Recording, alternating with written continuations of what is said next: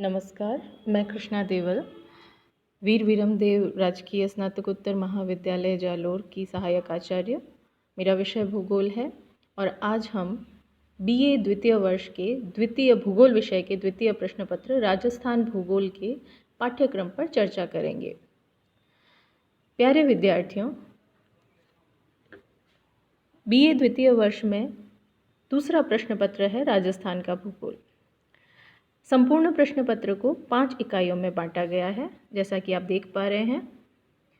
प्रथम इकाई के अंतर्गत आता है धरातल तथा धरातलीय विभाग। आप और हम सभी जानते हैं कि राजस्थान के संपूर्ण धरातलीय भाग को कुल मिलाकर 4 भागों में बांटा जाता है।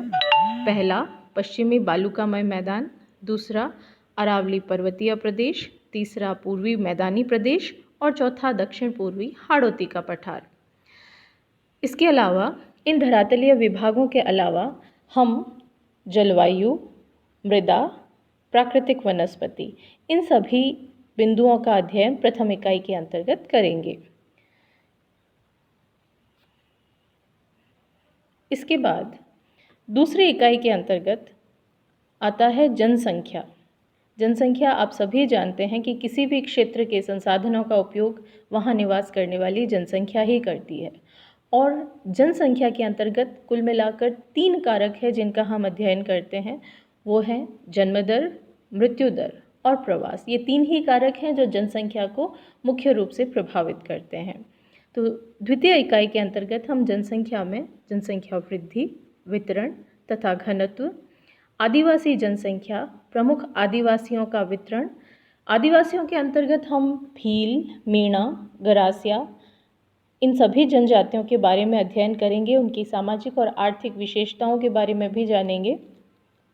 इसके अलावा ग्रामीण अधिवास, उसके वृद्धि, स्वरूप, प्रकार तथा भवन निर्माण सामग्री का अध्ययन करेंगे।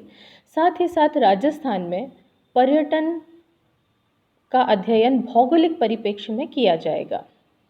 तृतीय इकाई के अंतर्गत हम खनिज संसाधन के वितरण के बारे में पढ़ेंगे। खनिज आप सभी जानते हैं कि पृथ्वी में खोद कर निकाले गए जो भी भौतिक पदार्थ हैं वो सारे खनिज संसाधन के अंतर्गत आते हैं, जैसे लोहा, कोयला, अभ्रक आदि। इस इकाई में, तीसरी इकाई में हम खनिज संसाधन के उत्पादन तथा प्रमुख खनिजों के भंडार के बारे में पढ़ेंगे। इसके अलावा उद्योगों के स्थानीकरण के कारक, यानी कोई भी उद्योग किस स्थान पर अवस्थित है, उसको प्रभावित करने वाले कौन से कारक हैं और उद्योगों का स्थानिक प्रतिरूप क्या है, इसके बारे में पढ़ेंगे। साथ ही साथ यातायात के साधन यथा रेल, सड़क तथा उनके प्रतिरूप और अभिगम्यता के बारे में अध्ययन करेंगे। चौथी इकाई के अंतर्गत हम कृषि के बारे में पढ़ेंगे। कृषि के बारे में सामान्य रूप से ये कहा जाता है या माना जाता है कि खेत में फसलें उगा देना ही कृषि है, जबकि वास्तव में कृषि के अंतर्गत हम फल, सब्जी, अनाज आदि को उगाने के साथ साथ पशुपालन को भी शामिल करते हैं। और कहा भी जाता है agriculture is the science and art of cultivating plants and live stock, यानी पशुपालन तथा फल, सब्जी, अनाज आदि का उत्पादन, ये सभी कृषि के अंतर्गत आते हैं। चौथी इकाई के अंतर्गत कृषि के साथ साथ भूमि उपयोग, प्रमुख फसलें जैसे गेहूँ, मक्का, बाजरा, तिलहन तथा कपास का अध्ययन करेंगे।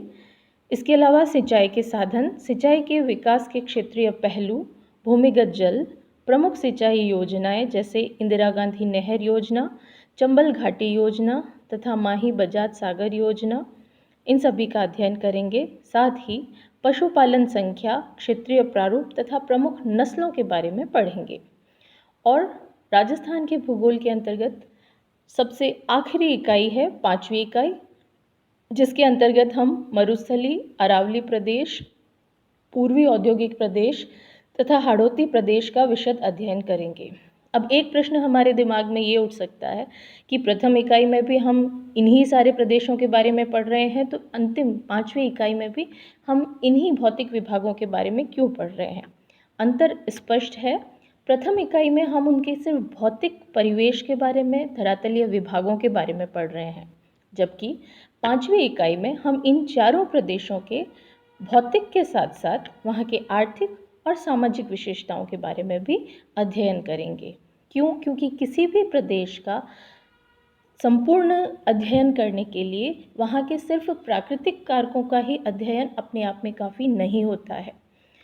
उन प्राकृतिक कारकों को प्रभावित करने वाले मानवीय और सामाजिक कारकों का भी अध्ययन करना अति आवश्यक होता है। इसलिए 5वीं इकाई के अंतर्गत हम भौतिक व आर्थिक तथा मानवीय इन सभी कारकों का अध्ययन समग्र रूप में करेंगे ताकि हम हमारे राज्य को अच्छे से जान पाएं। ये तो था हमारा BA द्वितीय वर्ष का सिलेबस। अब कुछ पुस्तकें मैं आपको बताना चाहूँगी जिनके माध्यम से आप अपनी इस राजस्थान के भूगोल का अध्ययन अच्छे से कर पाएंगे।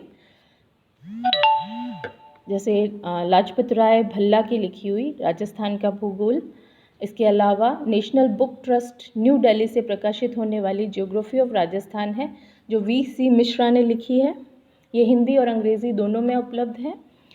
इसके अलावा राजस्थान का भूगोल शीर्षक से ही MN निगम एवं AK तिवारी ने पुस्तक लिखी है जो हिंदी ग्रंथ अकादमी जयपुर द्वारा प्रकाशित है। तो इनमें से आप कोई भी पुस्तक खरीद सकते हैं। साथ ही इन ऑनलाइन लेक्चर के माध्यम से भी आप अपनी अध्ययन को कंटिन्यू कर सकते हैं। धन्यवाद।